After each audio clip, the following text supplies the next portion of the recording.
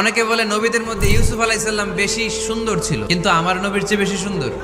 ইউসুফ আলাইহিস সালামের চেহারা দেখে মিশরের মেয়েরা এত সুন্দর নবী ইউসুফ আলাইহিস সালামকে দেখে লেবু কাটতে যে আঙ্গুল কেটে ফেলেছিল। এই কথা যখন আমাদের প্রিয় নবীর স্ত্রী আমাদের আম্মা জান আয়েশা রাদিয়াল্লাহু তাআলা আনহা শুনলেন, উনি বললেন, ও মিশরের নারীরা, তোমরা ইউসুফ নবীর চেহারা দেখে লেবু কাটতে যে আঙ্গুল কেটেছো, তোমরা যদি আমার স্বামী আমার নবী প্রিয় নবীর চেহারা দেখতা, তাহলে লেবু কাটতে যে আঙ্গুল নয় কলিজাটা কেটে খান খান করে দিতা। বিষ্ণুনবী বলতেন, আমি হচ্ছি মালিহ, মিলহুন মানে লবণ, লবণ থেকে লাবণ্যময়ী। আমার নবী ছিল লাবণ্যময় সুন্দর, আর ইউসুফ আলাইহিস সালাম ছিলেন সবিহ, ধবধবে সাদা সুন্দর। আমার নবীর সৌন্দর্যের সাথে কারো কোনো সৌন্দর্যের তুলনা হতে পারে।